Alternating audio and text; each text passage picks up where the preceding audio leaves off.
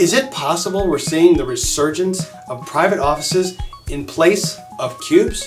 Well, that's the direction possibly one area executive is going to take his firm. We're talking about a 1.2 million square foot consolidation of government contracting office space spanning 31 offices around the Washington, D.C. area. So let's look at what Nathan Rogers is saying. He's the Chief Information Officer of SAIC. Let's get into it right now.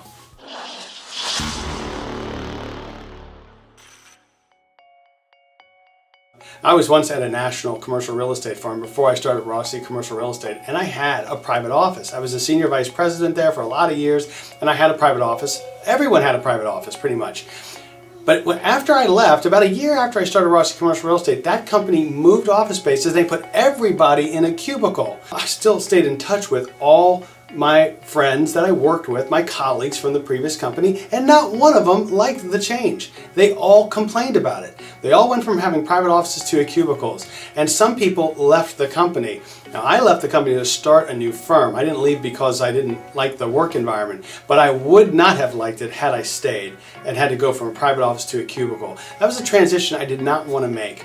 In this video, I'm going to talk about open space office versus individual private offices to help get the most out of your space, be cost effective. Cost synergy is going to come into play. Also, work culture, your office culture, drawing people to your company that want to go work in the workplace. And I'm going to use a Bisnow article as an example to look at how this is viewed by an important executive at one of our largest area government contractors. SAIC is in the news right now, of course, because they are merging with Agility, who they purchased back in, I think, January 14th. So I have the article here, and it was, yes, January 14th. That brings the total area offices that they will have to about 31 offices in the DC region and 1.2 million square feet. Now that's a lot. So their Chief Information Officer, who is Nathan Rogers, who recently went through a consolidation with Agility, is now looking to do it once again with SAIC and Agility together as one. And he's looking at some of the same factors, and this is what's important to him. And as I go through this, think about how we can take what's important to a large corporation and apply it to the small business or medium-sized business in our region, how someone without a real estate division as part of their company, a facilities team like he has. Many of us who are small business owners, we don't have a facilities team. And that's where someone who's been experienced in working with small, medium, and large companies, a brokerage firm like ROSSI Commercial Real Estate, can really add value. But let's look at what Nathan Rogers is saying about it. Now, he went through this with Agility, and of course the main effort was to cut costs by consolidating those offices. In this article, writes what he spoke about. He said it was important to think about how it affected the company culture, not just cost cutting. Right, so that was the main point, cost cutting, but how it affected the company culture was also important. He says, squeezing people into cubicles with minimal square footage and encourage working remotely could help save money, but it was more important to design an office where people want to come to work. So, touching on another topic there of remote working, out of the office, from home, he's saying it's more important to create an environment where people want to go to the office and want to work there. I couldn't agree more. For overall productivity of employees, it's simply better that they're working together in synergy in one location. I mean, not necessarily one location, you have multiple offices, but that there's an office where there's a team of people working together and there's synergies among those people. Now, some people would say that that's what cubicles do. Cubicles actually create a synergy because you can see one another and your team and other people, but generally people would prefer to work in an office. It's a powerful recruitment tool to offer someone a private office versus working in a cubicle. So he goes on to simply say, this is what's interesting, and companies should be thinking about this today.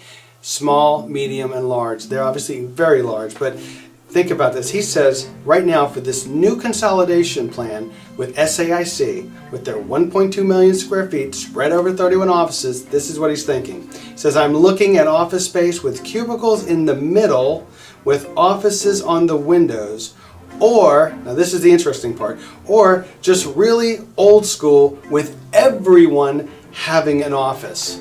Now, it'd be interesting to see how this plays out in the future and what he actually does.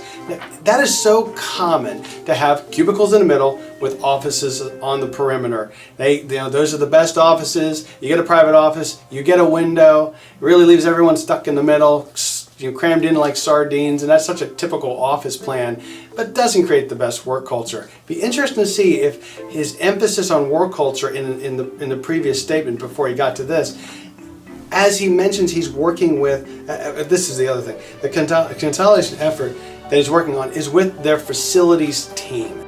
Most of us don't have a facilities team, just focused on the real estate end of it. This is what our firm specializes in for our clients day in and day out, and that's to really look at their corporate goals and their culture and come up with a plan and a strategy so they have both great office culture for people who want to go work. So it's a recruitment tool. And secondly, that it's cost effective, that there is synergies with them if they have multiple offices or within the office with divisions, but also to make sure they're getting the best price, lowest price, cost effective for their office needs and their goals. So anyway, what do you think? Weigh in on this video, leave a comment down below. What kind of a corporate culture do you have for office spaces? Most people in the cubicles? You're going to have to decide with your employees how it will affect recruitment versus how it will affect retaining quality employees and sales force if you were ever to make that transition from private offices to cubicles. Imagine if you went from cubicles to private offices, how much people would enjoy it and think, wow, I'm so glad I'm at this company. I'm not advocating that everyone goes to private offices. I'm just letting you think about that dynamic for a little bit. There is a cost increase to having more space to make room for it all, but the number one cost generally to a company is their employees. That's their biggest investment, is in the people, their human resources. It's actually not in the office space. That's number two, generally speaking, in terms of your overall highest cost for running a business. Number one is the people. You want the best people. You want to make sure they're happy and you keep and retain the best employees and recruit new, really quality employees. So office space is so important in that. Anyway, thanks for listening, and I'll see you in another video. Don't forget to leave a comment down below with any of your thoughts about this office cubicles versus open space or private offices. Thanks for watching. I'll see you again. Thanks, bye-bye. Want to learn more about ROSSI Commercial Real Estate? Well, then watch some of these videos, and don't forget to subscribe to this YouTube channel so you'll be notified when new videos from ROSSI Commercial Real Estate are uploaded to YouTube.